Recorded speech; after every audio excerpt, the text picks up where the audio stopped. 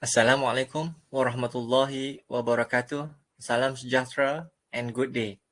It is a pleasure to welcome respected speakers, delegates, and participants to the International Conference on Earth Resources, Icer 2020, organized by University Teknologi Petronas Geoscience Department and co-organized by Icer Lab Asia, Universitas Negeri Gorontalo, Indonesia, and University Teknologi Petronas Shale Gas Research Group. Icer 2020, with the theme Geosciences for Sustainable Future, will address main issues related to the sustainable exploration, exploitation, and production of Earth resources for conventional and unconventional resources.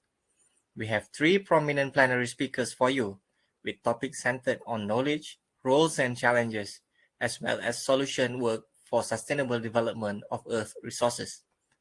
Icer 2020 have been classified into 5 tracks of interest include sustainable oil and gas exploration and production, sustainable exploitation of minerals and rocks, unconventional oil and gas resources, groundwater and geothermal energy for sustainable future, emerging technology and geohazard forecasting.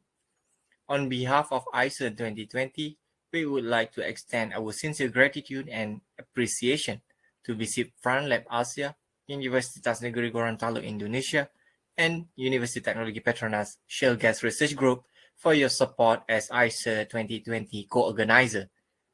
We would like to thank our plenary speakers, Prof. Emeritus Datuk Dr. Ibrahim Komo, Principal Fellow, Institute for Environment and Development, Lestari, Universiti Kebangsaan Malaysia, Mr. Idris Ibrahim, Chief Executive Officer, Institute Teknologi Petroleum Petronas, INSPEP, Dr. Chris Morley, Senior Geophysicist, PTT Exploration and Production Public Company Limited, PTTEP, and all presenters and delegates from all around the world. I would like also to take this opportunity to thank Icer 2020 Organizing Committee for working hard to make this conference become reality. Among others, you will be able to explore the various features available in the virtual ESCON 2020, include virtual exhibition booth, and interact with exhibitors, resource gallery where you can download all the conference materials, virtual tour so you can get to know UTP better, live support where you can feel free to ask or seek clarification about the conference, and also gamification feature which allow you to gain more points. I hope that in this conference, you will be able to forge connection, strengthen in network, and gain benefits from the conference.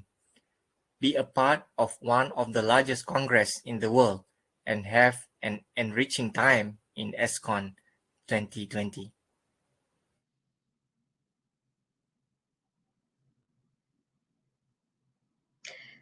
Morning, distinguished presenters, valued delegates, ladies and gentlemen. I am Noor Shazwani binti Zana Abidin, your chairperson for this session's Icer Parallel Session 1.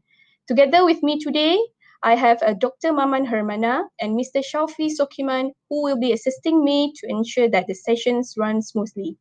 We will begin the session shortly. I would like to request everyone to please put your microphones on silent mode. If you wish to ask any questions, please use the live Q&A chat box. Thank you very much for your kind cooperations. Now, we have the privilege of listening to Mr. Muhammad Hisham Abdullah from University Technology Petronas on a novel model for predicting Langmuir parameters of methane absorptions isotherms in gas shales. Please join me in welcoming Muhammad Hisham Abdullah to the podium.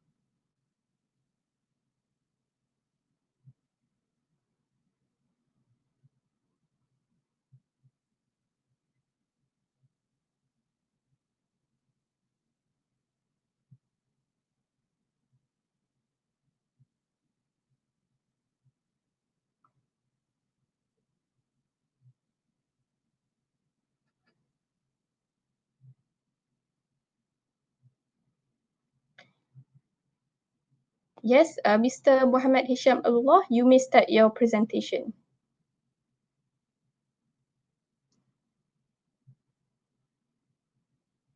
Sorry, I can't hear you clearly. Video, or I'm going to present a live, There should be video. but Okay, just who's wait a moment. Okay, okay? for the video.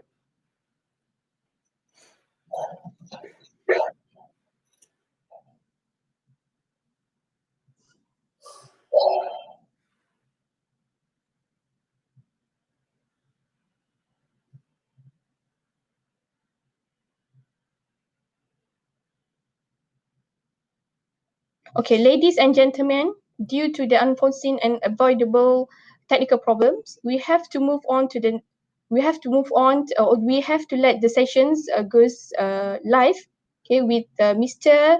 Muhammad Hisham Abdullah to present his paper. I will need a second. Yeah, you need to present your presentation now. I need a second. I need to open my slides. I didn't expect that I'm going to present live because it was planned to have a video. So just give me a second. All right, thank you, sir. Okay.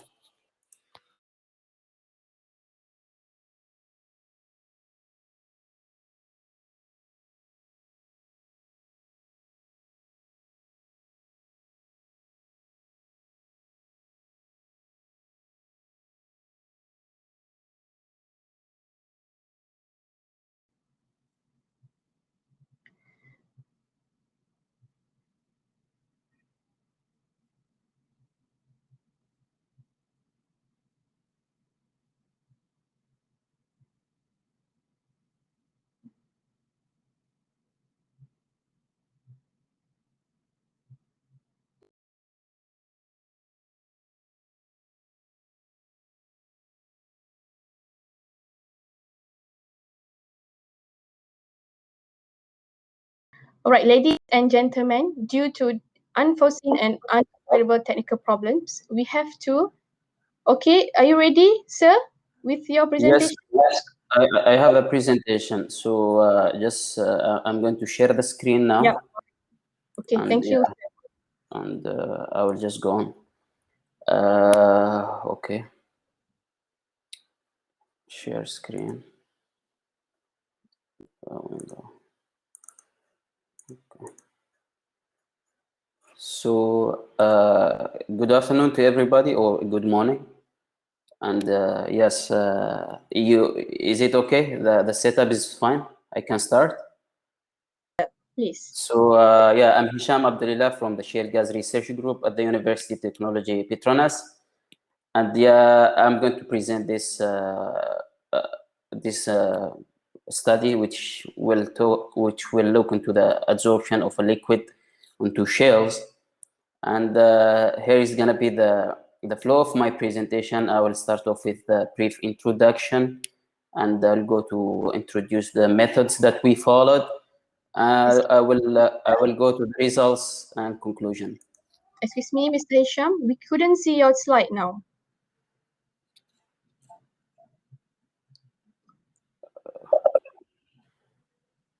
What happened? Because it seems that I shared it.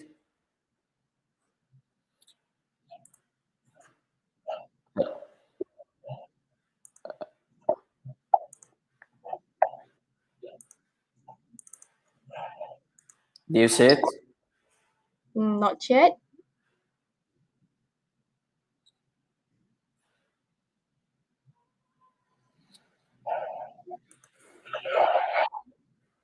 Do you see the slides? I think I can see the slides. No, I don't see the slide.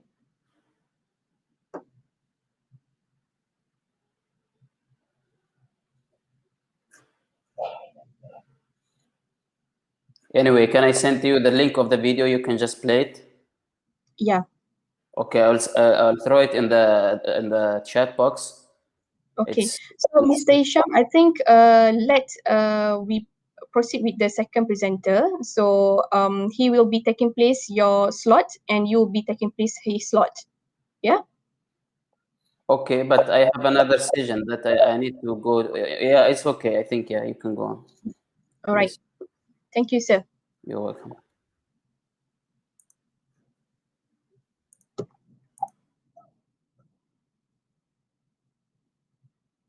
Right, ladies and gentlemen, due to some unforeseen and unavoidable technical problems, we have to move on to the next paper at the allocated time slots. Okay. So we are now have a privilege of listening to Mohammed Tahidur Rahman from UC Technology Petronas on performance evaluations of 1-butyl-3-methylimidazoleum chloride as shale swelling inhibitor. Please join me in welcoming Mr. Mohammed Tahidur Rahman to the podium. Good day everyone, I am Mohammed Tahidur Rahman is going to present my work on performance evaluation of 1-butyl-3-methyl-imidazoleum chloride as shale swelling inhibitor. Today I am going to follow this outline for my presentation. At first I will describe the background of this study, which will be followed by materials and methodology used for experimentation, and after that I will present the results and also add the concluding remarks. The energy consumption rate around the world is increasing day by day, but the reserve of unconventional sources is depleting. Therefore, we have to look for some unconventional reserves. The shale gas is one of the vital unconventional energy resource because of its huge amount of reserves, which is almost 22,000 trillion cubic feet, and it's almost 1.4 times greater than the conventional gas reserves. But among this huge amount, only 7,576 trillion cubic feet are technically recoverable due to some issues such as low permeability and low porosity. However, due to the advancement of some technologies such as horizontal drilling and hydraulic fracturing, now we can go for the production of shale gas, or we can increase the production of shale gas. As we know, shale formation contains clay minerals, and clay minerals is composed of negatively charged clay sheets and also contain sodium cations into the interlayer space. So when we put water during hydraulic fracturing into the shale formation, the negatively charged clay sheets and sodium cations attracts the water molecules into the interlayer spaces. This creates swelling and hydration. So this swelling creates a lot of problems such as pore space plugging, which reduce the shale gas production and also can cause hole collapse. To mitigate this swelling, sometimes we put inhibitor with water into the shale formation. So when the inhibitor goes into the interlayer space, it replaces the sodium cations and also reduce the surface negative charge. So due to the reduction of surface negative charge and replacing sodium cations, the water attraction between water molecules and clay minerals is reduced. Therefore, swelling is also reduced. As inhibitor, a lot of chemicals is already used with some drawbacks such as inorganic salts, organic salts, surfactants, amine derivatives, polymers, etc. The most used inhibitor is inorganic salts such as ammonium chloride, potassium chloride, but due to their high concentration, they are detrimental for biological and chemical ecosystems. Sometimes KCl is used in combination with polymers, but the polymers can't work at high temperature due to its thermal degradation and higher viscosity. Ammonium compounds and its derivatives are used for a long time with some shortcomings. For example, ammonium salts are incompatible with anionic additives. In recent years, researchers are focusing on environmentally friendly organic salts such as ionic liquids. For this research, we used bentonite clay samples, and as inhibitor, we use 1-butyl-3-methyl-imidazoleum chloride and KCl. As base fluid, we use distilled water. For characterization, we did XRD analysis. Here, 11-gram bentonite powder is analyzed by expert 3 powder X-ray diffractometer under 50 milliampere current and 45 kilovolt voltage. For performance evaluation, we did linear swelling test. Here we prepared the bentonite wafer using 13 gram bentonite powder at 1450 psi pressure, and we did this experiment under 1000 psi pressure and at room temperature for 24 hours. For bentonite pellet shocking test, we prepare the bentonite of 10 gram at 1000 psi pressure. Then we immerse it into different chemical solutions and we took photo at different time intervals. For explaining the inhibition mechanism, we did FTIR analysis. Here, at first we prepared the bentonite wafer at 1000 psi pressure. Then we immersed it into different inhibitor solutions. After that, we dried it and make it powder and did the FTIR analysis. For zeta potential measurement, we prepare the solution using 0.2 gram bentonite into 100 ml deionized water and stir it for 24 hours. Then we add the inhibitors and again stir it for 16 hours. Then we measure the zeta potential value.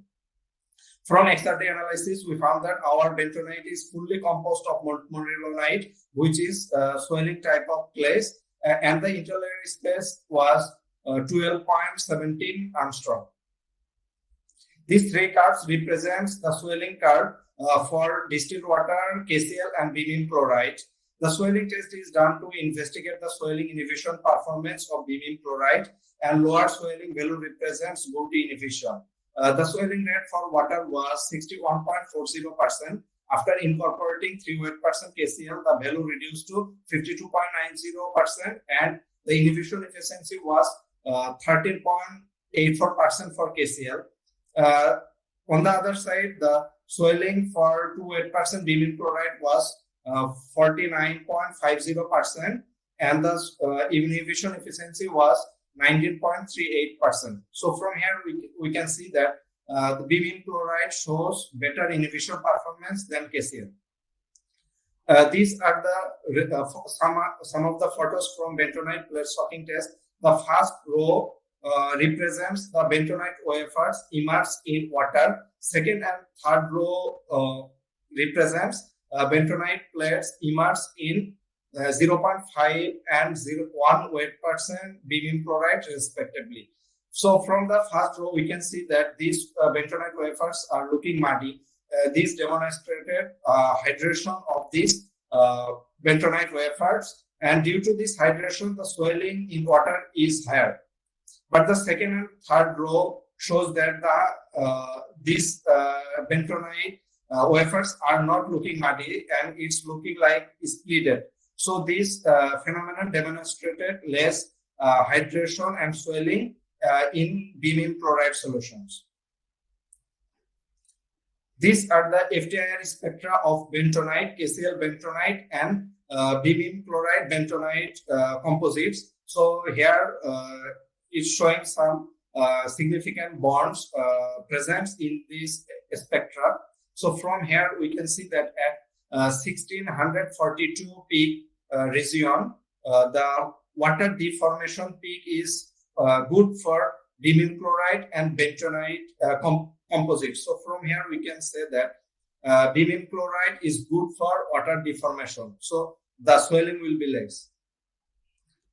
These are some of the zeta potential values of bentonite modified with different inhibitors. From here we can see that the zeta potential value for the bentonite with distilled water was minus 33.53 millivolt.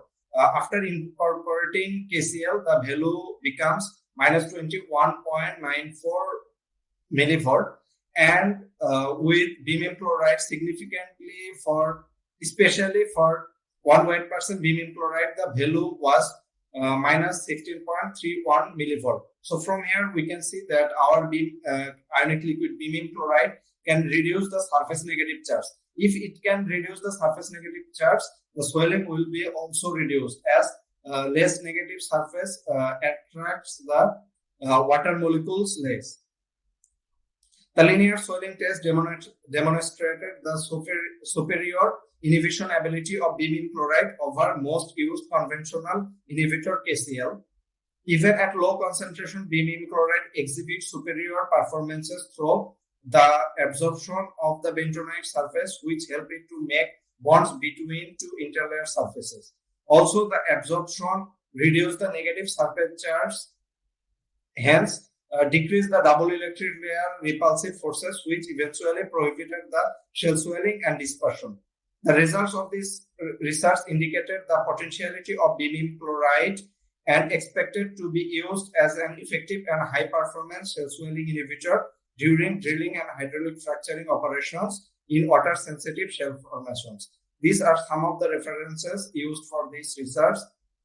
Thank you, everyone, for your valuable time.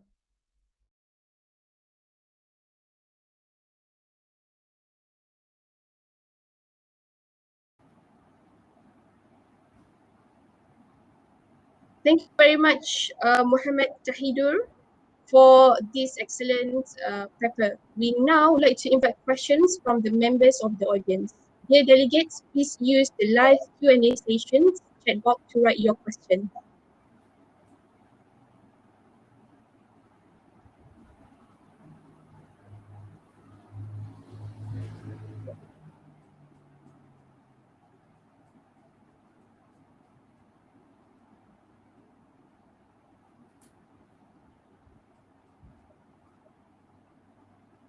All right, as for now, we don't have any questions yet from the floor. So I think I will ask you one question. All right, what is the new findings that you have found in your studies compared to the previous work that have been done in the similar background or similar area? Actually, ma'am, in previous studies, they use some other type of ionic liquids. For example, ammonium-based cation. So here we used imidazolium-based cation. Also, in other studies, they used bromide or tetrafluoroborate anion. So here we used chloride anion. And for this study, previously I found some studies similar like this, and they used octyl chain. That means in their side chains they have octyl chain. But in other papers, I found that if the chain length is longer, then the swelling inhibition to it increases the hydrophobicity of the chemicals, so it reverses the zeta potential value. And in some other papers, I also found for smaller alkyl chain length, it also not good for swelling inhibition. That's why in this paper we use butyl side chain. So this is the, I think, the optimum one. That's why our chemical gives better performance than the conventional inhibitor KCl. Thank I you. see. All right, thank you. Okay, let me check whether we have any more question from the delegates. Okay, so all right, thank you so much, Mr. Tahidur Rahman, for the great presentations. Yeah. So now we will move on to the next speaker.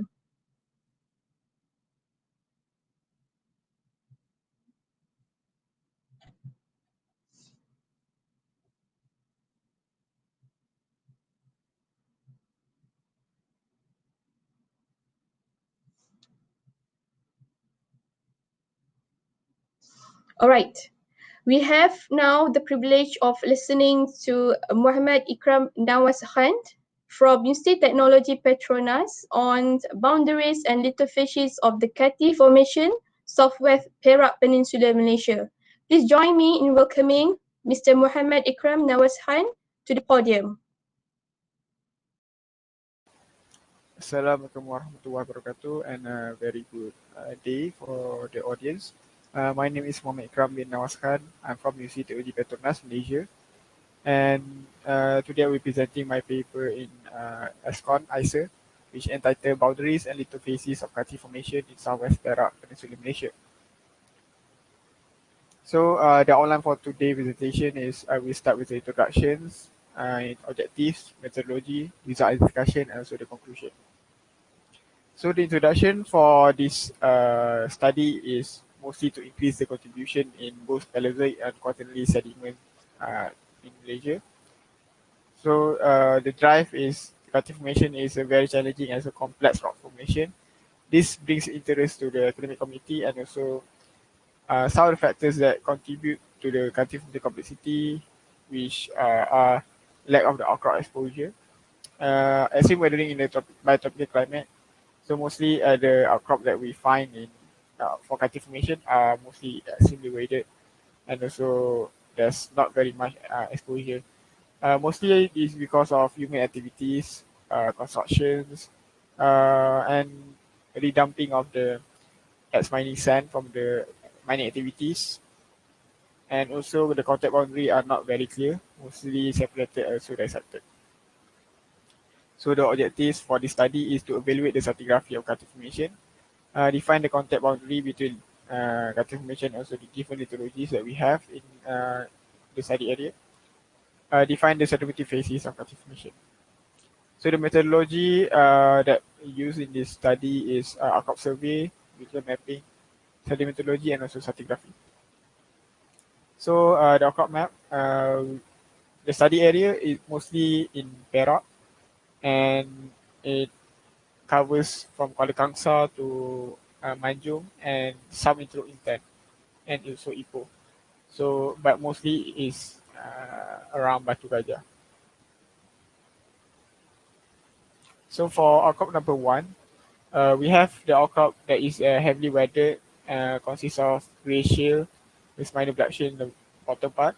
We have the shale partly replaced into hematite, limonite, also magnetite on top of the bed, and also quartz vein included into the outcrop with strike depth of 32/69 northeast direction.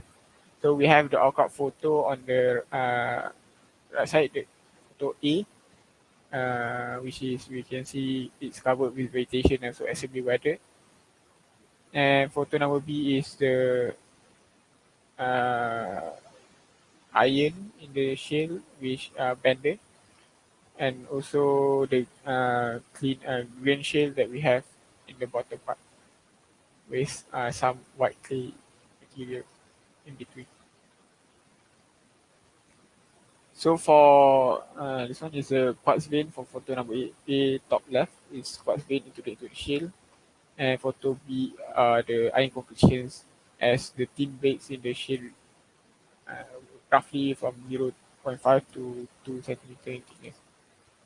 So as you can see in the bottom photos, the iron concretions capping the soft shell underneath. So it's a tension contact between completely replaced bed of shell into iron concretions.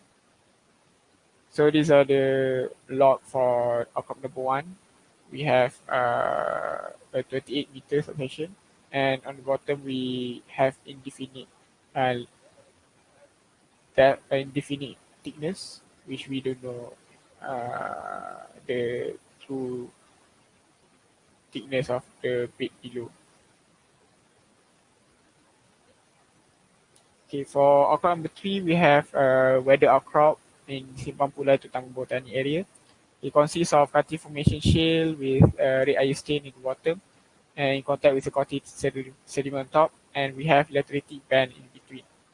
So we can see the darker color in between are the lateritic bands that is in between the Cartier formation in bottom and also continually top.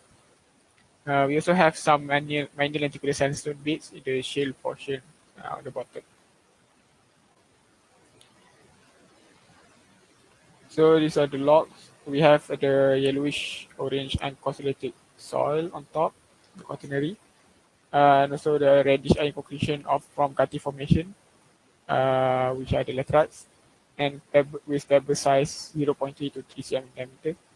And also we have the white shale with the iron stain and mortar structures, heavy weathered and lenticular sandstone bit minor.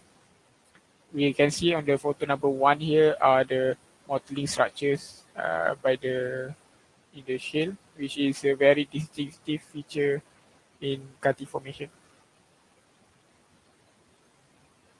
So from the data that I gathered in the field, we managed to divide Cartier formation into three phases, which are phase number one, the massive sandstone bed in Kampung Gajah. You can see a massive sandstone here. And phase number two are the retreat banded sandstone and shale unit. You can see the iron indurated sandstone left over, and also the shale portion are weathered. So these are the artificial weathering you can see in the And also phase number 3 are the glacial unit with iron cohesion beds that we can see in outcrop number 1 in Sri Iskandar.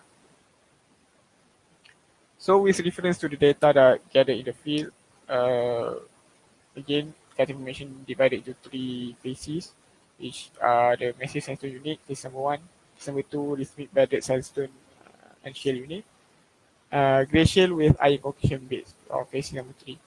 And we have here a constructed stratigraphic log. We can that suggests the position of the Kati formation in its timeline of the process sequence, starting from the metamorphic basement, in, and then followed by unconformity with a period of no deposition or erosion, to and then deposition of Kati formation in Carboniferous to Permian. Granitic intrusion in Triassic with some period of no deposition or erosion, and then followed by the quaternary sediments on top and towards the recent times. So more research we need to be conducted to determine whether this is a real period of no deposition or erosion, or it could be erosion.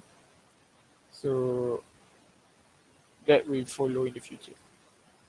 So for the conclusion, the complexity of the Kati formation with the aforementioned factors pose a challenge for the stratigraphic calculation. But with a proper approach, I think it's not impossible. And also being extensively weathered, so to interpret the stratigraphy with less to no structure preserved, for example, in case of rhythmites, are extremely challenging. And adjacent material in Kati formation are relatively porous, made of iron cohesion, also in form of laterites and pegmatites. So that's all from me. Thank you.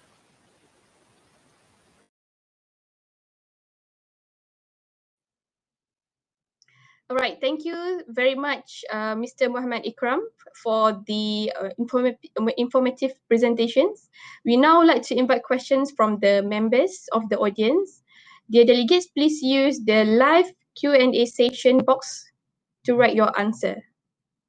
Sorry, to write your questions.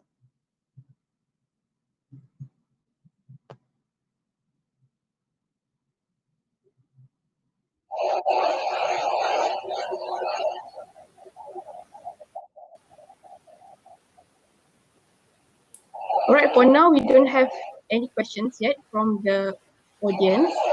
So I have question for you, Mr. Muhammad Ikram. Okay, so as you look into the titles, boundaries and legal titles of the Kati formations, right? So I think that's plenty of publications, right, on the Kati formations that been published in the paper. So can you please highlight the difference of your study, right, to the Kati formations that been published so far? What's the new findings that you have found? From West Perak. Okay, thank you, Ms. Shazwani. From what I study based on the past literature, most literature that I view from for Kati formation are very limited in information and mostly cited the old papers from Hutchison, and also uh, based on the old Paleozoic contribution like Lee in 2005, and mostly are reviews. And recent studies are more towards specifics of Kati formation, which are in geotechnical. I've seen some in trying to map back the stratigraphy, but mostly ends up at not published in thesis formation in thesis form, which are mostly UTP students. So based on this research that I made, I plan to redefine back the stratigraphy and also the position of Kati formation in Paleozoic Malaysia, so we can redefine back this stratigraphy basically. All right, thank you, Mr. Ikram, for the answer.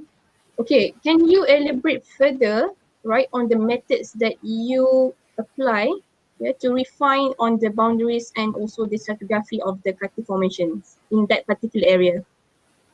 One of the effort that we made last last 1 year Mhm. is to get the scientific age of the Kati formation itself. But since it being its Paleozoic and also confinement of budget, so we did not have the budget to go for scientific dating on Kati formation, but instead we made scientific dating, radiocarbon dating on the quaternary itself on top. So we can get some information at least on the stratigraphy of Kati formation and also the overlying quaternary sediments on top. So based on the scientific dating of the quaternary material, what we get is around 5,000 years. So we have I'm trying to publish one paper on the relationship with the radiocarbon dating and also the Holocene Paleo sea levels in Malaysia. So we can correlate this with the Paleo sea boundaries and also the west the sea level transgression and what's not. All right. Thank you, Mama Ikram. Okay, Okay. so thank you very much, Mr. Mama Ikram, for your presentation today. Okay. Right. Thank you very much. Okay. So now we will move on to the next speaker. All right, our next speaker will be Mr. David Kauku Danso from University Technology Petronas Malaysia. He will be presenting on the topic of first principle elastic property, study of alpha A1203 for applications as nanopropans. Please join me in welcoming Mr. David Kauku Danso to the podium. My name is David Kwekudanso, and I'm going to present on the first principle elastic property study of alpha AO203 for application as nanopropans. Introduction.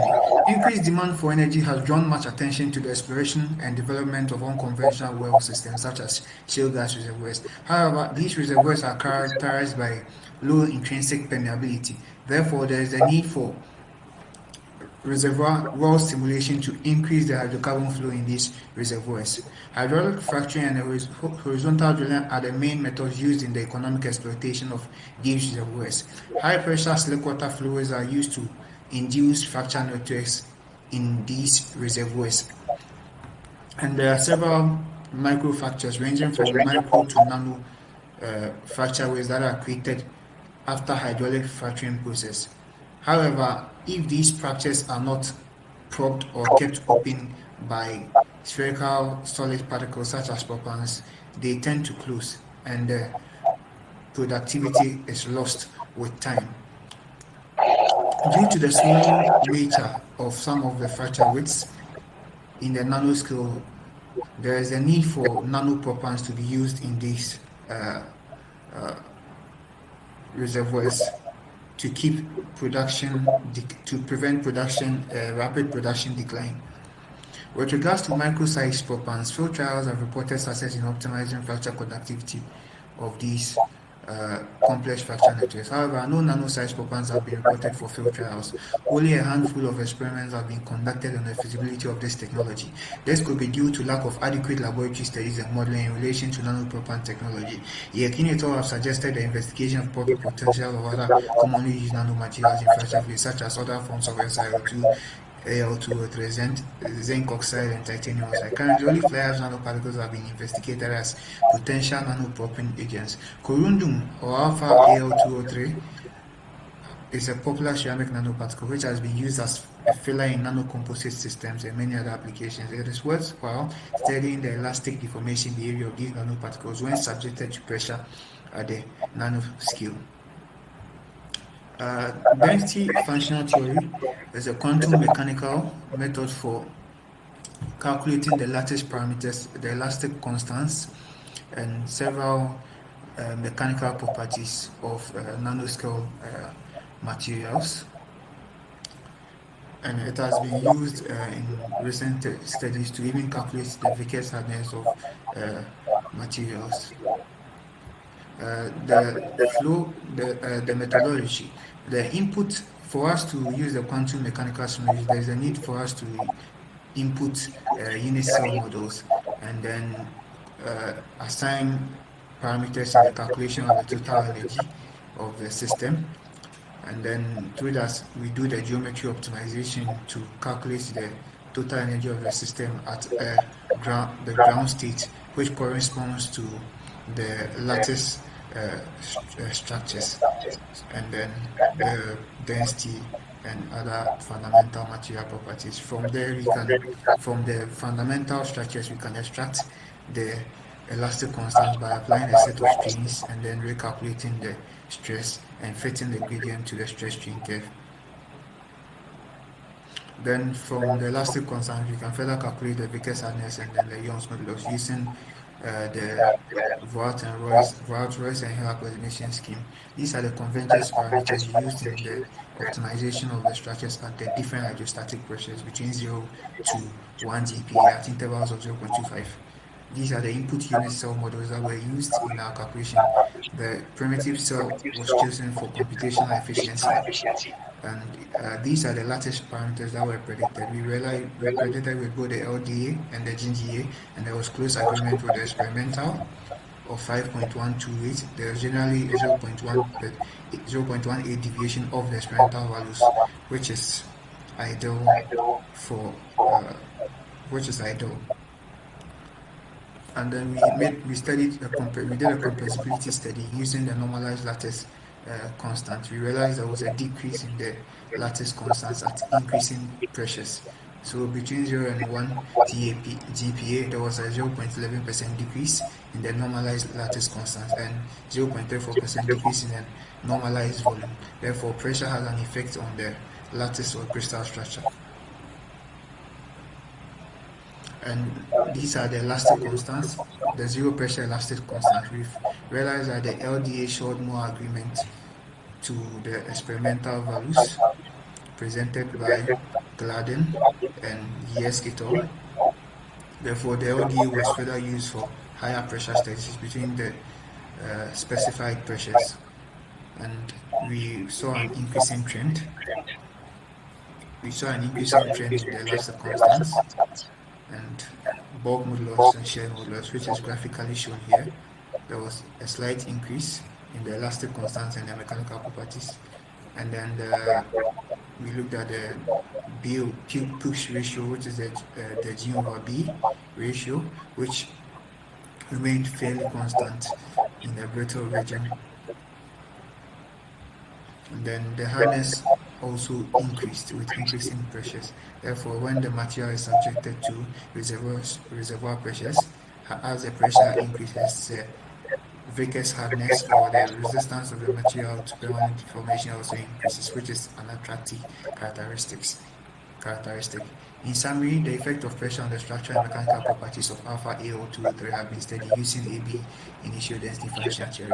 There was a reduction in the lattice constants, but these values are very, very small as compared to whole uh, the whole length of the lattice structure and then the whole volume, and then there were a slight increase in the elastic constants as well as the bulk shear and Young's modulus, and the brittleness nature of the material remained constant under the investigated pressures. The hardness increased with increasing pressure, although not monotonous.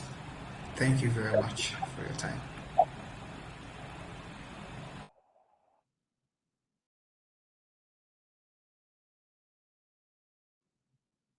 Thank you very much, Mr. David Kaukudanso, for this excellent paper. So we now like to invite questions from the members of the audience. Dear delegates, please use the live Q&A session chat box to write your questions.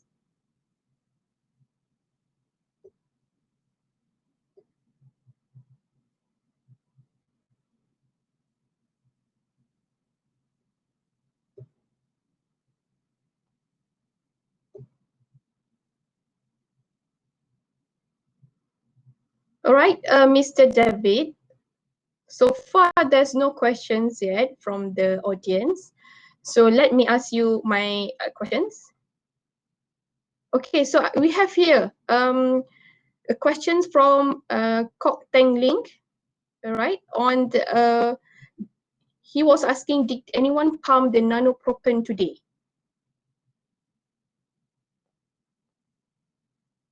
Sorry, Mr. David, we Okay, sorry, my only particles have been pumped into reservoirs, but nano has not been pumped. It's only fly ash that has been investigated, but not used in the field. all right. Thank you, Mr. David. So come back to my questions. Yeah, I have question for you.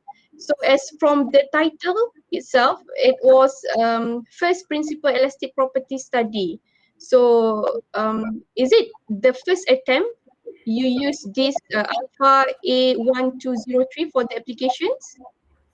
For as nanopropans, this is the first time that we are proposing it to be used, but it has not been used. I see. But So in other fields, they might have used it like thermal barrier applications and other applications. But for now, as nanopropans, it has not been used yet. I see.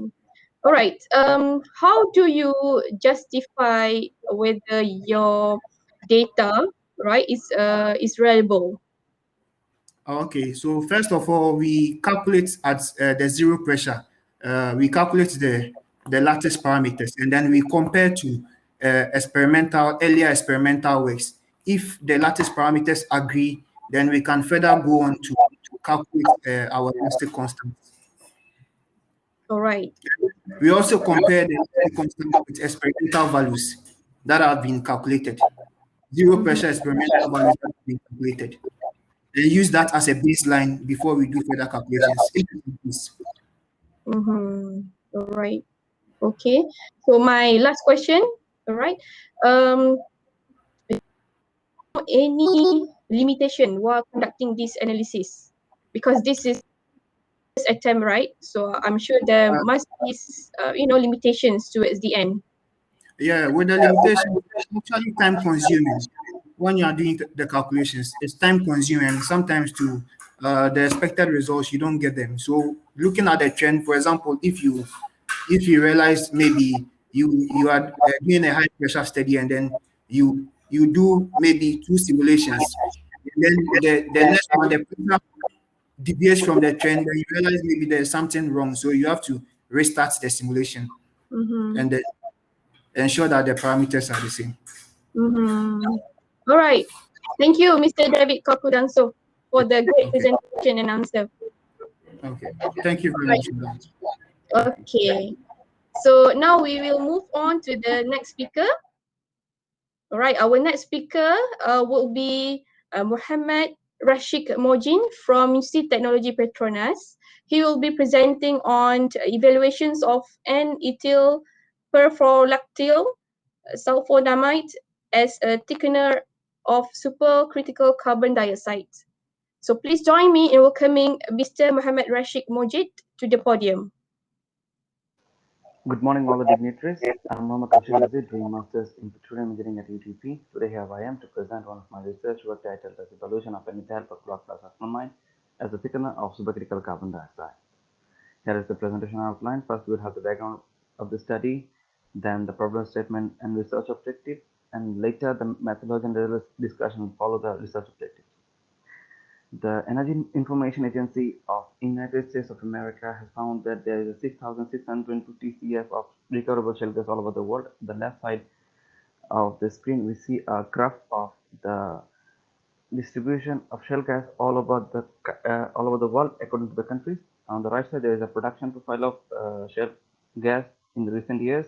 From 2007 to 2013, there is an increase in shale gas production up to 46.7%. Undoubtedly, hydraulic fracturing has improved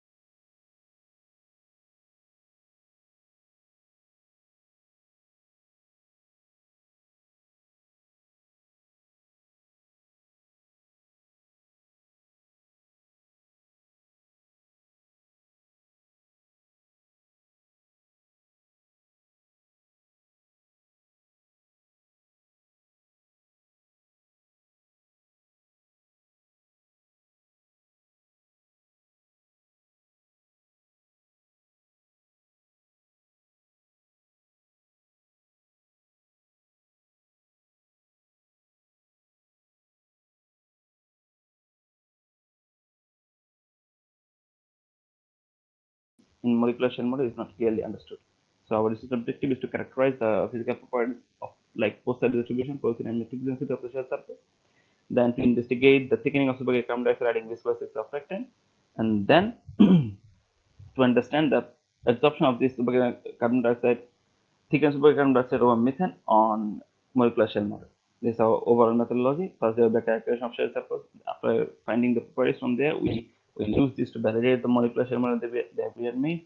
And then there will be a thickening of carbon dioxide using viscosity surfactant, and then the preferential absorption of simulation of thickened carbon dioxide and methane will be checked. For characterization of shell samples, we use PSAM, surface area analyzer and proximity system, XRD, helium potentiometer, to find the qualitative and quantitative analysis of shell samples, to find the post distribution and the microsurface area and micropore volume, the porosity and density. Here on the beginning we have a kerosene, which represents the organic part, organic matter in our molecular shell model. The elite and monmonite presents the clay matter, and the quartz represents the non-clay matters. For organic compounds, we use the universal phosphate, and for inorganic, we use the compass phosphate. The eval-based summation, and then eval-based summation and velocity validate algorithm has been used to keep the equilibrium in the production phase. Then we found a model like this in 2 layers, and the distance between these 2 layers is 45 to 50 nanometer. Then we go to the thickening. Thickening has 2 parts. One is the comparative screening, and other one is the viscosity measurement. For comparative screening, we use the blind simulation in Metal Studio, and it is done at a temperature of 305 Kelvin and 7400 kPa. The mixing task has been used on the blind simulation, where carbon dioxide was chosen as a base and sulfur as a screen. Then there is a foresight simulation for viscosity. We use the NBT and NPT ensemble for the molecular dynamics. Then carbon dioxide density was used as 0.001836 gram per centimeter cube, and sulfur fluorosulfonamide as 1.7 gram per centimeter cube. The amorphous cell loading was used as 10:1, where carbon dioxide is 10 and 1 is sulfur fluorosulfonamide. The temperature was ranging from 298 to 305 Kelvin and 100 kPa to 7400 kPa. Then there was an absorption simulation using the suction module at temperature of 305 Kelvin and pressure from 10 to 7400 kPa. This is the result. This is the result from the PSAM. We see the yellow arrow shows the sheet-like characteristics, which gives an evidence of the presence of clay in the shell samples. The red arrow shows the pores, and the blue arrow shows the fractures. From here, we can say that the pores are size between 2 to 15 nanometer. This elemental analysis we found from the EDX. We see that our carbon content in our shell model is almost similar to the carbon content of the actual shell samples. Other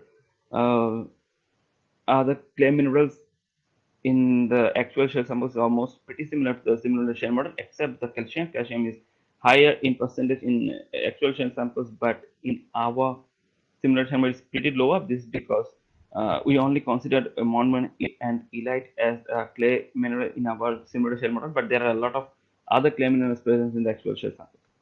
This is the pore size distribution. We see the most of the pores fall into mesopores and macropores. That's why we consider the mesopores as our pore size, as our layer distance in molecular shell model. This is the surface area and cumulative volume. Our simulated shell model predicts almost the similar shell surface area and cumulative volume of the actual shell samples. This is the matrix density and porosity. The matrix density our simulation model predicts is 2.3, where the other in the actual shell samples is 2.45 to 2.72, which is almost similar. But the porosity here in the actual shell samples is 7.9, is the highest one. But our simulation predicts 19.8, which is pretty higher. But Ogilvy et al. And Wang et al. Found the Hensville shell as a porosity of 12%, but our one predicts much more higher than also higher than that. This is because to the first packing that was not tightly bound, and the actual shell was more minerals, but our one has only two. This is the 3D structures of supercritical carbon dioxide and sulfonamide and their mixture in amorphous cell.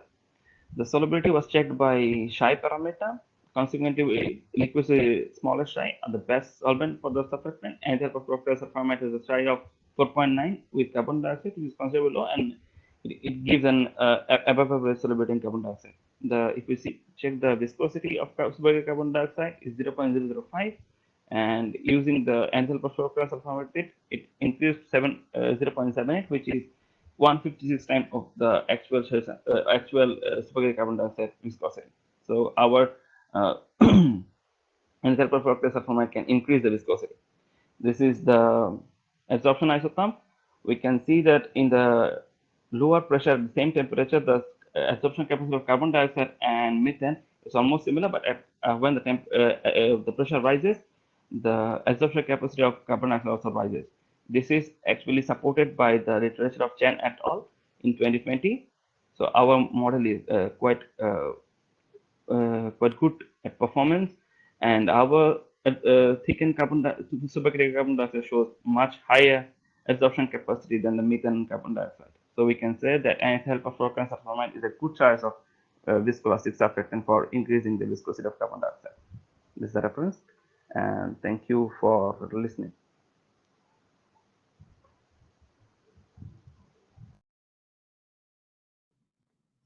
All right. Thank you very much, Mr. Muhammad Rashid Mojid, on your presentation. So now we will move on to the Q&A sessions. All right. Okay. Here, one question from Rubini. So her question is, how is your study different from the previous study conducted? And second, what is the new findings from your research? Thank you very much for listening. For answering that question, previously the surfactant that have used for the conventional hydraulic fracturing, that means the fracturing fluid was the water. But here, for the first time, we are planning to use supercritical carbon dioxide, and using this viscoelastic surfactant to supercritical carbon dioxide is a very new thing. And anethyl perfluorocarbon sulfonamide we have chosen on the basis of having more fluorine to the chain, because if we have gone to the previous studies like Dissimini et al., they found that the fluorocarbon provides better viscosity with supercritical carbon dioxide. So that's why, yet the polymer based carbon fluid has limitations. That's why we changed our thing to the viscoelastic surfactant and used a viscoelastic surfactant that has fluorine in enriched portion. And the thing you asked, another question is that which literature had influenced me is the thing that there are one paper in 2018, Zhang et al. The title was very intriguing, saying that how supercritical carbon dioxide can be an effective alternative to the conventional hydraulic fracturing. Means the title was with a question, so that made me think of doing on this. All right.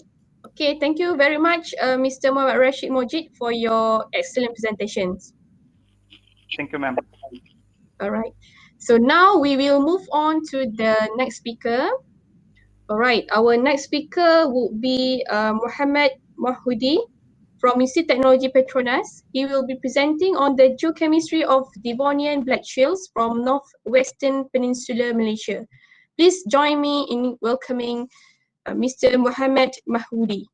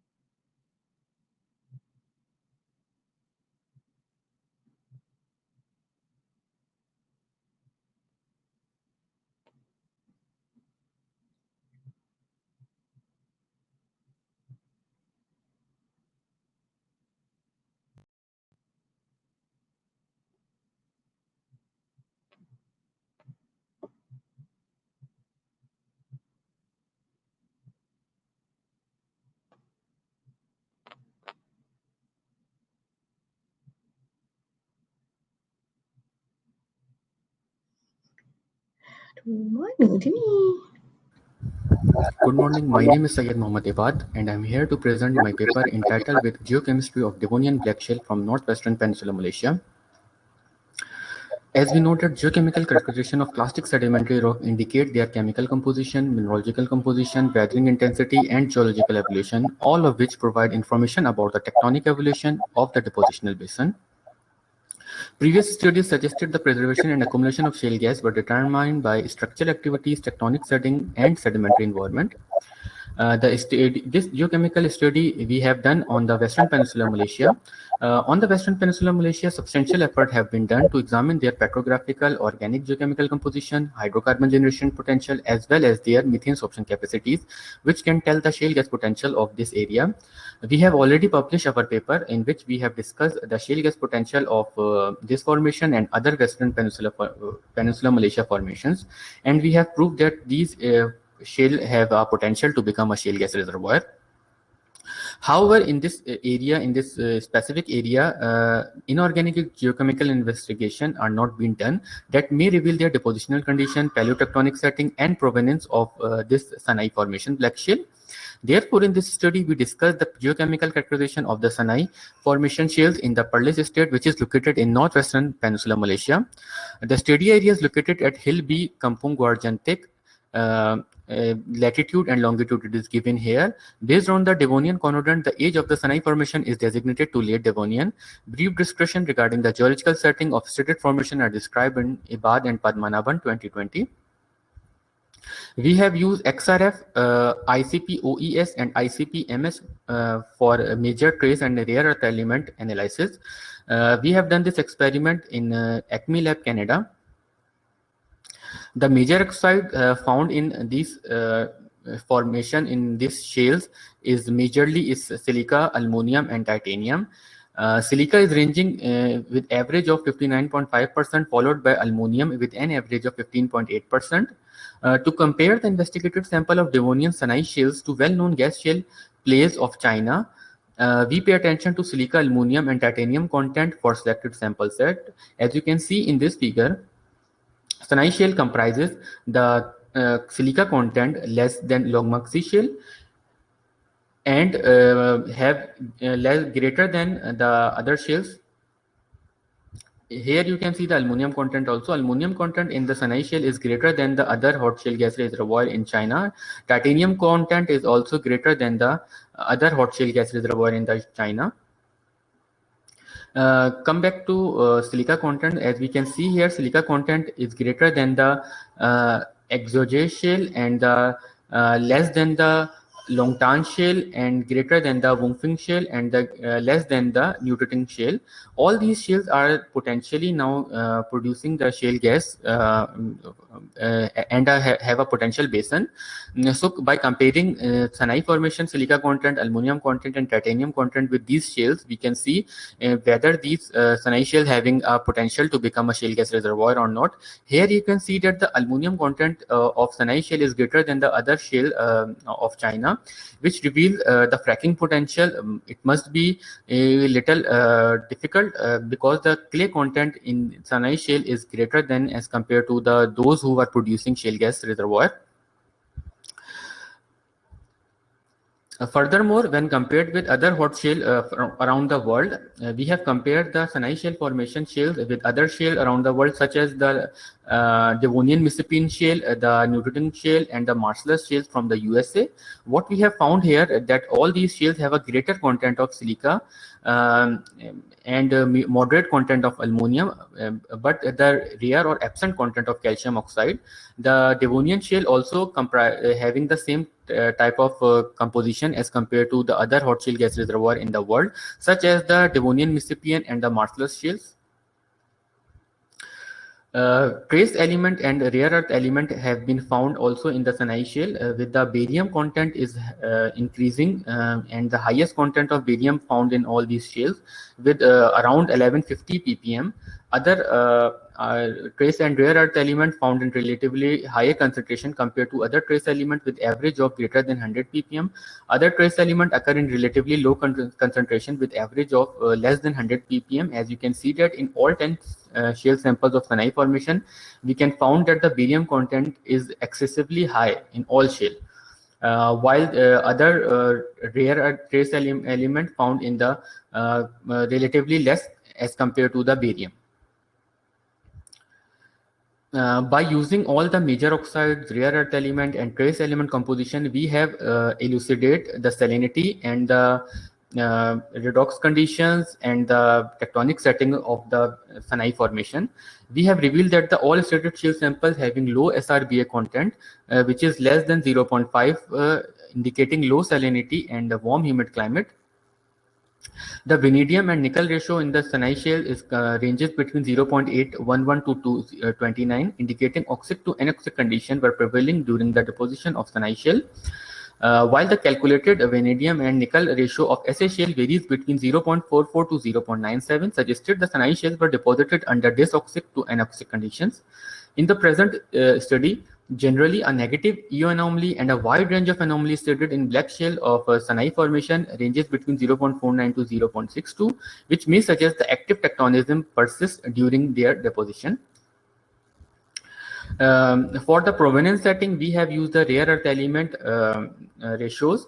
Provenance studies can also be found by using the major oxides, but in the previous stated, we have found that the major oxide might be contaminated during their deposition and during their transportation, while the stated have proved that the rare earth element, especially TH and SC and zirconium, they are not contaminated during these transportation and other processes. Therefore, these are the reliable ratios to predict the provenance setting. By using THSC and ZRSC, we have found that the provenance of the Sanai shale is found at the felsic igneous source rock, and the samples are not undergone with sediment recycling. For the tectonic setting, we also have used the rare earth element and the trace element ratios. We didn't use major oxide again for the tectonic setting. Previous stated have used the tectonic setting by using major oxide, but the same problem there, that major oxide might be contaminated during the other process. Therefore, if we deduce the tectonic setting by using the major oxide, it might not be reliable. Therefore, now recently the stated use rare earth element and trace element diagrams to predict the tectonic setting, which is much reliable as compared to the major oxides. When we putting the rare earth element and trace element ratios in the ternary diagram, we have found that the Sanai formation is found at the this area, which is the C area, and it is designated to active continental margin. So, in the conclusion, we have concluded the depositional environment, provenance, and tectonic setting of black shale samples from Upper Devonian Sanai Formation. This study is important because Sanai shale formations, Sanai shales are already proven as a prospect of shale gas reservoir in Western Peninsula, Malaysia. Therefore, these studies have been contributing more towards what is not known for this formation. By comparison, the content of major oxides of Devonian SA shale is close to the hot shale gas reservoir of China. The paleo-environment indicators such as redox trace element ratios such as vanadium, nickel, and SRBA suggest the black shale of formation were deposited in warm humid climate condition and oxic to anoxic condition having low salinity. The major source rock for Sanai shale is felsic igneous source rock. Ternary diagram of tectonic setting indicate SA black shales from in the active continental margin. EU anomaly also suggests that the active tectonic persists during the deposition of Sanai shale. The measurement performed and outcome achieved in this study may contribute to insight into black shale formation and significantly add what is known from other published data. Furthermore, present investigation in shale help to minimize the exploration risk and to elucidate the economic availability of exploiting shale gas resources. So that's all for the conclusion, and we are highly encourage and appreciate the PRF grant to provide financial assistance for conducting the XRF analysis and to go and to work on this special area, which is the Kampung Guarjantik area. So these are the references we have used in this presentation. That's all from my side, and thank you for your patience and listening my presentation. Now the floor of question is open. You may ask the question. All right, thank you. All right, thank you, Dr. Syed Mohammed Ibet, on your great presentations. So now we would like to invite questions from the members of the audience. So dear delegates, please click on the little green box at the bottom right, and then you can access to the live Q&A session chat box to write your questions.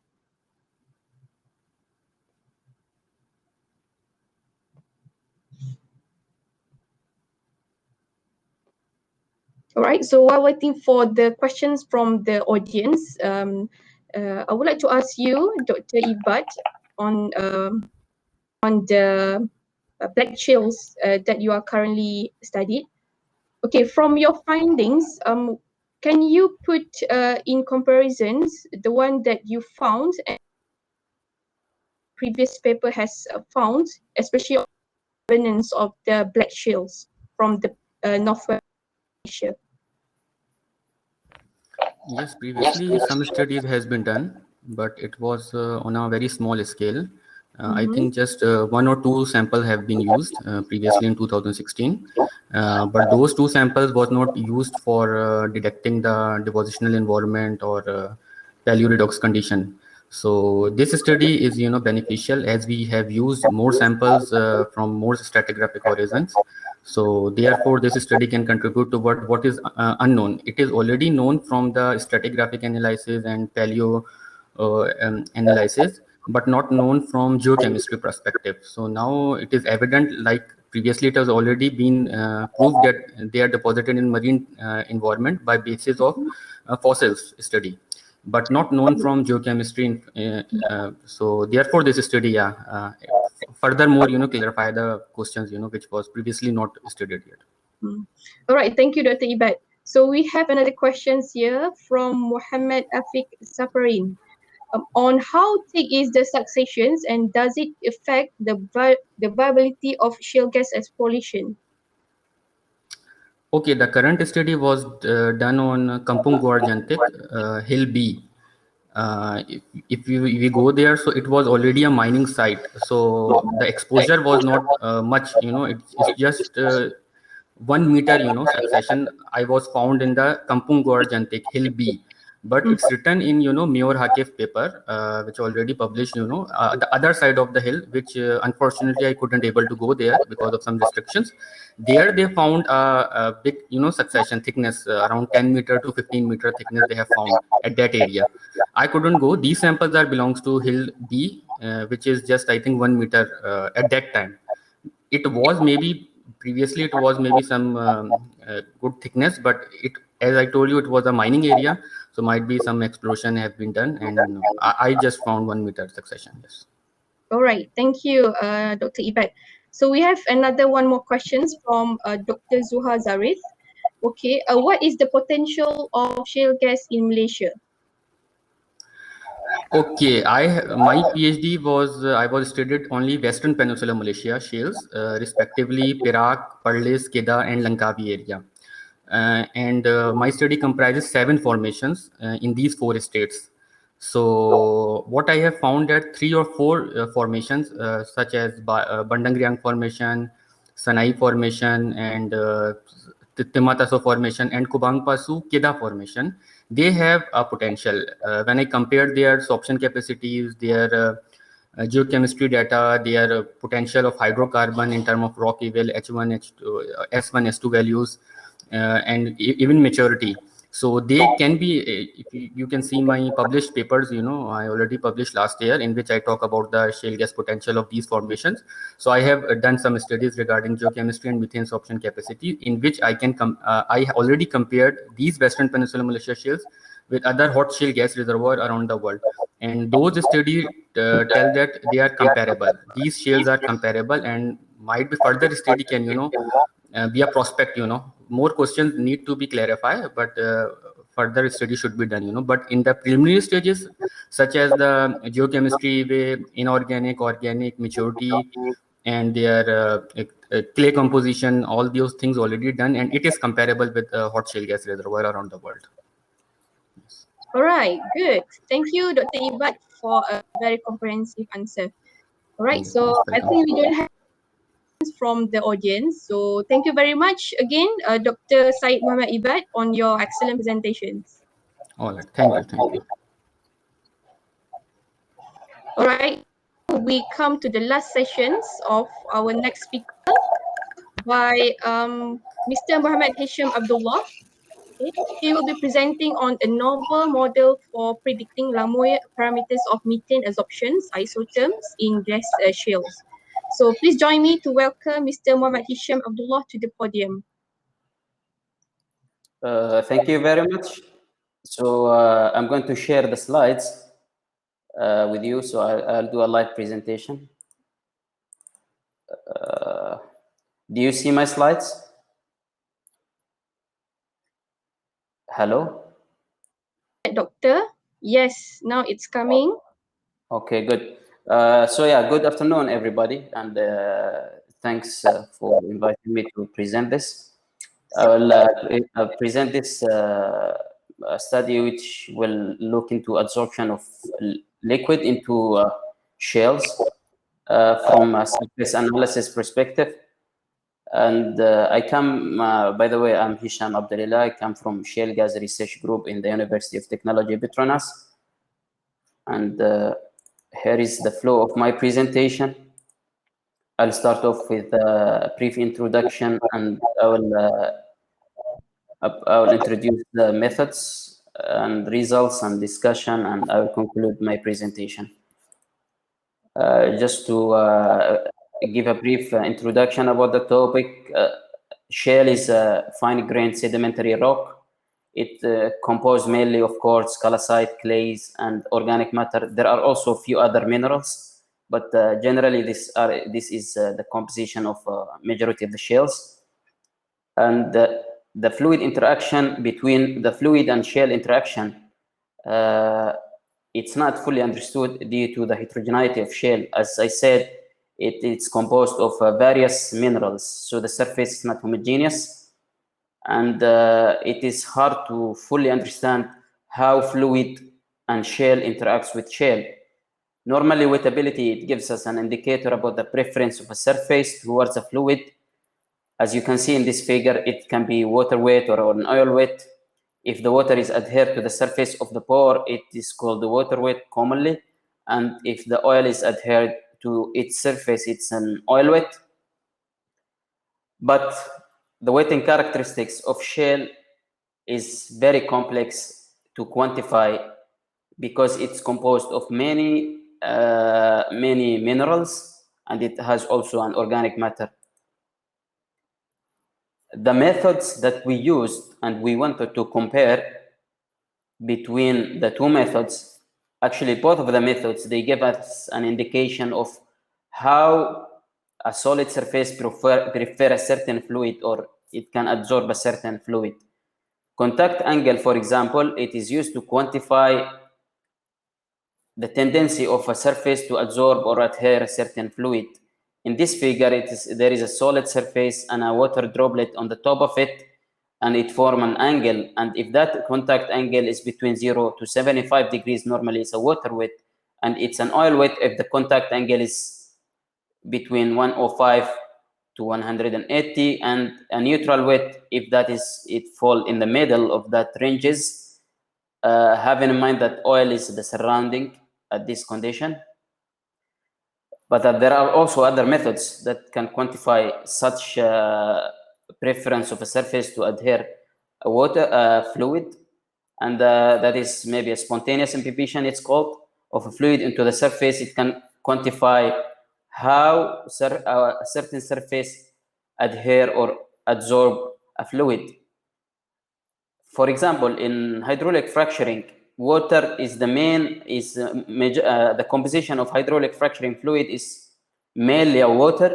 It can reach to up to more than 90% of the water, the fluid is a water. And we need to understand how water is absorbed on shales in order for us to understand the key principles of hydraulic fracturing and how that influenced the recovery of hydrocarbon from such formations. And spontaneous imbibition is shown, the schematic of such method is shown in the bottom figure here, where we have a suspended sample for, on a liquid. It is submerged on that liquid, and we monitor how fluid goes into that sample. And yeah, we can understand how adsorption is taking place. In this study, we utilized two shale samples. One was taken from Malaysian shale formation. It is from our share research group, and one was given to us from one university in the Kingdom of Saudi Arabia. We made sure that the samples are of we cut them to an identical weight so that we can understand the relation. We wanted to the effect of the mass. And these are the results of the weightability results, mainly by the contact angle of the two samples. The top two figures, well, the one to the left here is the Malaysian shale sample weightability, where we have the water droplet on the top of it forming an angle of 36.5, where the other shale samples, it has an angle of roughly 50 degrees. And we can see that the preference of KH sample towards water is higher than the preference of KSA sample. But looking into this is a water droplet on the surface of the two shales, and then we wanted to see how a droplet of an oil on these two shales. We see that both of samples, they have very high tendency towards the oil here, and maybe the Malaysian shale sample, it has lesser affinity towards it, but more or less they have both of them, they have a higher tendency to absorb an oil. This is the results of a contact angle. And the table here is the organic matter of both shales. We can see that the oil, the organic matter on the KH sample is higher than the organic matter on the KSA sample. But often the results of contact angle, these results of contact angle, they work when you have an homogeneous sample where the surface is very homogeneous. So the droplet, we normally put a droplet on the surface, and we don't know where the droplet is we don't know with what mineral of the surface it's interacting. So it's a local, it's only, it can quantify the characteristics of that spot only. And since the shale surface is very heterogeneous, and the surface it composed of many surfaces of different materials and organic matter, we wanted to see if that is if this contact angle are reliable or no. So we put we use the other method, which is as I said, imbibition method. So we submerged our samples into an oil represented by kerosene here and distilled water, and then we monitored how the absorption is taking place.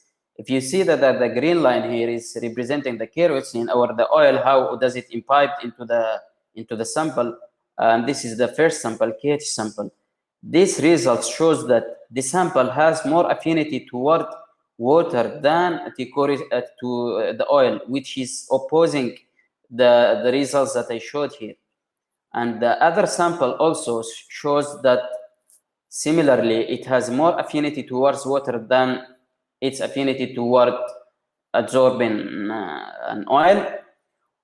And then we actually did this spontaneous imbibition for an extended period of time until we reach maybe like it was in equilibrium. The changes in mass was not significant after that, so we had to stop at roughly 80 hours. if anything we can take from this study, we can say that there is no correlation between contact angle and adsorption curves, which is due to the heterogeneity of shell samples. And we can safely say that contact angle in shell, it's very questionable, and it only provides results of a local weighting characteristics due to the heterogeneity of shell. As I said, results are more reliable because the fluid is in contact with the whole sample, and it gives us information of how the fluid interacted with the complete sample, not just one spot of it. Thank you very much. That's from my side. All right, thank you very much, Mr. Hisham Abdullah. All right, now it's for the last Q&A sessions. Let's wait for the questions from the audience. While waiting for the questions, so I can ask you one question, Mr. Hisham. So from the title itself, it's a novel model Yeah. for predicting Lyme parameters. So at the end of the day, how do you validate your model? Because I believe this is going to be a very significant findings from the study, especially in the shale gas study. Validation of this is to be honest, this is a proof of concept thing where we wanted to more talk into, like, we wanted to tell people that when you do a contact angle in heterogeneous sample like shale, maybe you are wrong. Maybe you are looking into a weighting, a local weighting characteristic, and by that we show them what is the right thing to do is to make sure that your sample is in a full contact with the fluid. And when we validate that, we are going to compare the results that we have with the well-established model, and we made sure that the results that we have is following the well-established models, and we can have a confidence on the results when we see that the measurements are following these models like Langmuir model and the other absorption model, and we can assess the kinetics of how fast a fluid go into the shale. And but what I can say is the primarily objective of this is to make sure that we highlight that contact angle in heterogeneous surface might not be representative, and we might need to assess various spots on the sample in order for us to fully understand the weighting characteristics of these surfaces. All right. Okay. All right. So in your model, how many of the existing model that you used to compare with the new studies? We're going to just, like, there is mainly a Langmuir model, which is the very well established model to make sure that absorption results are following these models, and we will just stick into that, and just to prove the concept. It can be extended to other models, but Langmuir model is the base case. All right. Okay. Since we don't have any questions from the floor, so I think we can here with Mr. Muhammad Hisham Abdullah. So thank you very much again, Mr. Hisham Abdullah, for the informative presentations. Thank you so much. Thank you very much, and yeah, goodbye. Okay, well, ladies and gentlemen, we have come to the end of these technical sessions. So on behalf of Icer, I would like to thank you, each and every one of you, for your participations and patience throughout these sessions. So without further ado, we have the privilege of watching on the shale gas research group pitching videos. Yep. So let's watch the videos from the shale gas.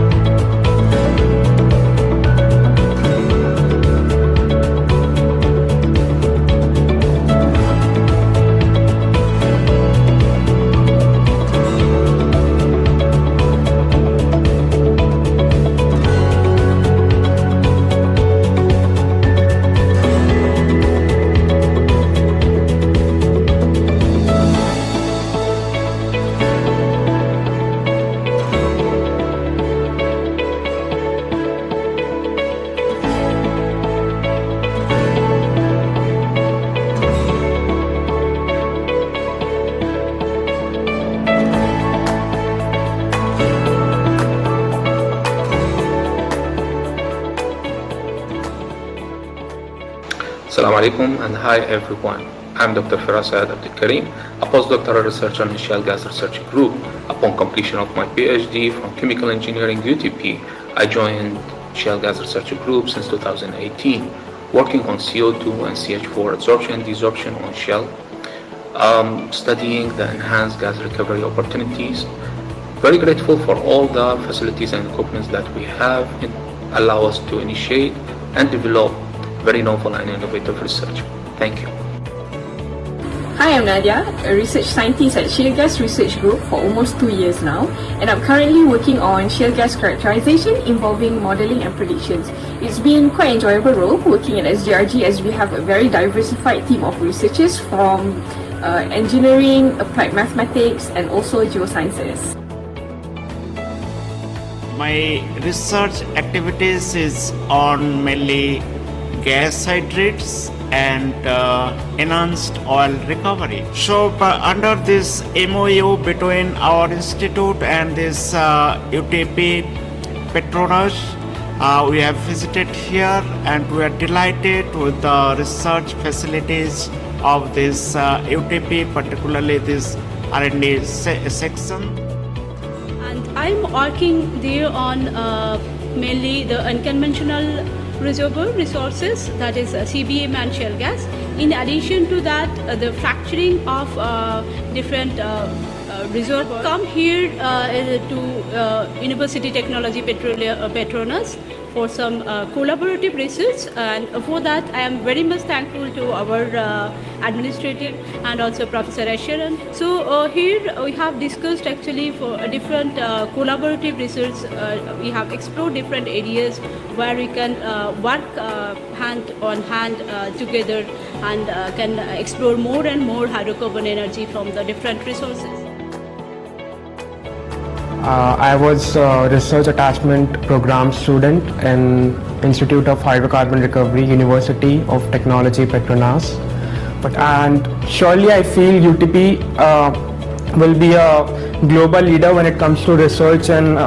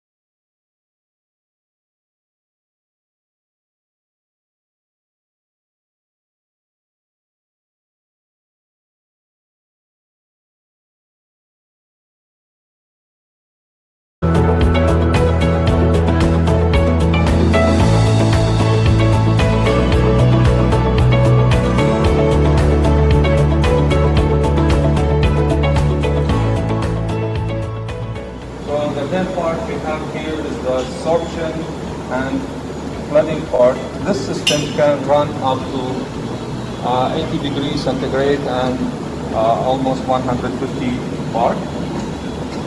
It's equivalent to 15 megapascal. This is the main parts we have in the system, where our 2 canisters of absorption system we have, where we can load 2 separate powder samples or even small core samples of shell. And here we have the flooding part, where we can load one almost like 12-inch of core of shell, almost 30 centimeter or slightly less. And here are the heating system that we have with the fan to distribute the heat at the 80 degrees. The DSA-100 to measure the contact angle, the fissure tensions, and some of the other physical properties of the shell material, and some also other porous materials that we have. In this equipment, we can go up to different temperatures, up 60 or 80 degrees, and also very high pressures, such as 300 bar, 30 megapascal, or even more, slightly, which is a very unique equipment, and we can find it as iconic in some of the physical properties of shell and porous material all over the world. In this equipment, actually, we have some types of shell material that we can study 2 types of measurements, whether studying the contact angle and wettability of the shell, like we say that this is the type of shell that we need to utilize, which need to be polished and very flat surface. Then we can drop the fracking fluids, dry, thin kind of, or even crude oil, or any type of emulsion that we are mimicking or predicting depending on the reservoir conditions. And the reservoir environment, which can be in the room of the sample surface, which can be any kind of gas, such as CO2, methane, nitrogen, helium, or even some liquid hydrocarbons.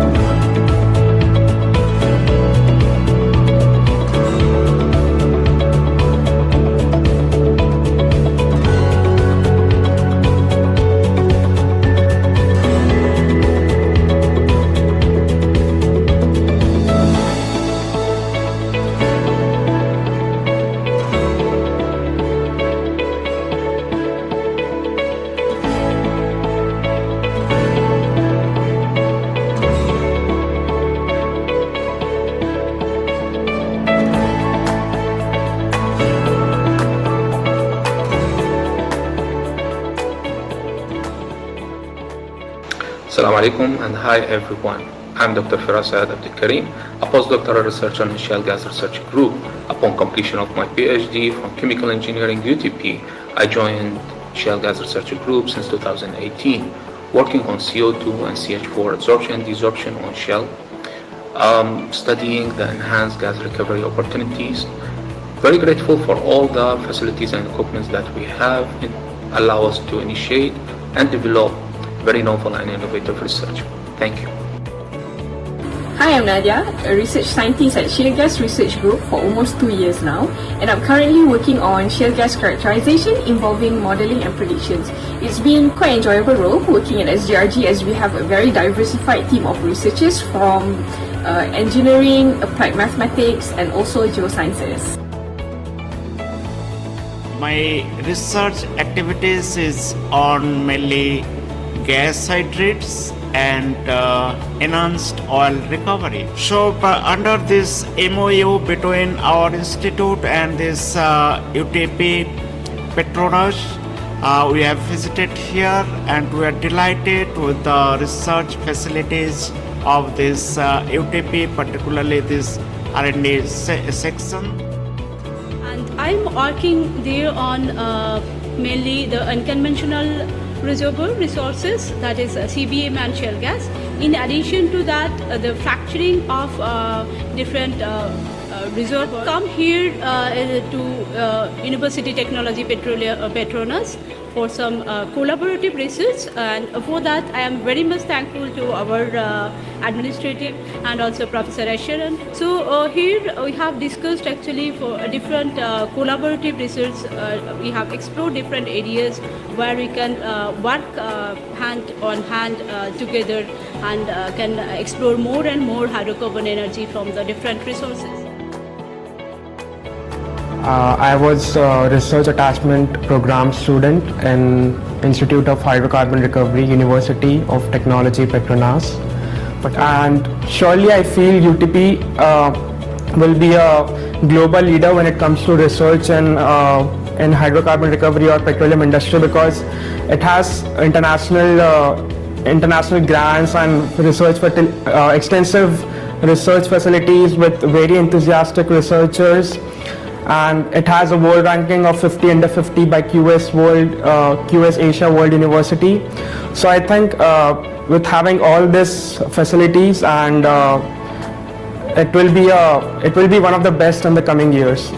Thank you, Malaysia, UTP, Institute of Hydrocarbon Recovery, for giving me this exposure, giving me this responsibility of contributing to this industry and creating an impact.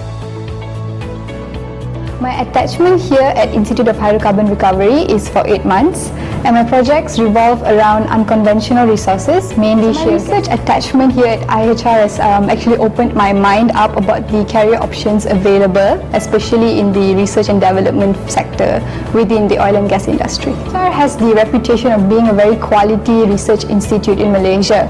So the state-of-the-art facilities that are available here has enabled me to carry out various experiments and analysis. So the technologies that is used here is actually going to give me an edge when I graduate and move on into the oil and gas industry in the future. My internship period here, I was given the opportunity to work directly under Dr. Icer, and he has provided me with constant guidance and directed me in a way of how to carry out a proper research. And through that, I've managed to become a co-author of a chapter in a book and also write my own conference paper, which I'll be presenting at a conference next month.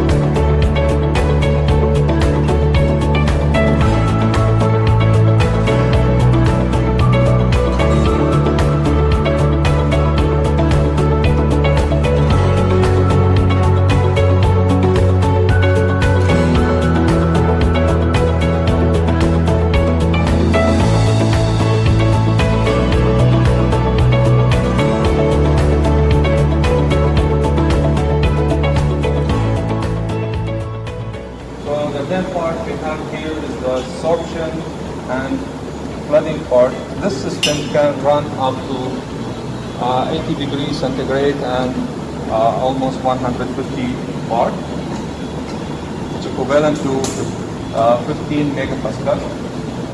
This is the main parts we have in the system, where our 2 canisters of absorption system we have, where we can load 2 separate powder samples or even small core samples of shell.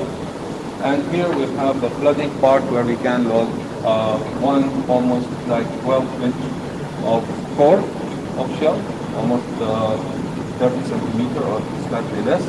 And here are the heating system that we have, the fan to distribute the heat up to 80 degrees. The DSA-100 to measure the contact angle, superficial tensions, and some of the other physical properties of the shell material, and some also other porous materials that we have.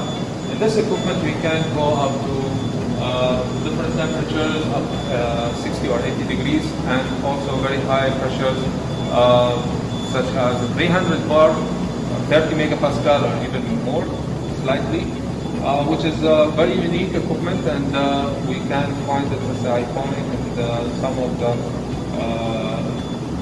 physical properties of shell and porous material all over the world. In this equipment, actually, we have some types of shell material that we can study 2 types of measurements, whether studying the contact angle and wettability of the shell, like if we say that this is the type of shell that we need to utilize, which need to be polished and very flat surface, then we can drop the fracking fluids, dry, in kind of, or even crude oil, or any type of emulsion that we are mimicking or predicting, depending on the reservoir conditions, and the reservoir environment, which can be in the room of the sample surface, which can be any kind of gas, such as CO2, methane, nitrogen, helium, or even some liquid hydrocarbons.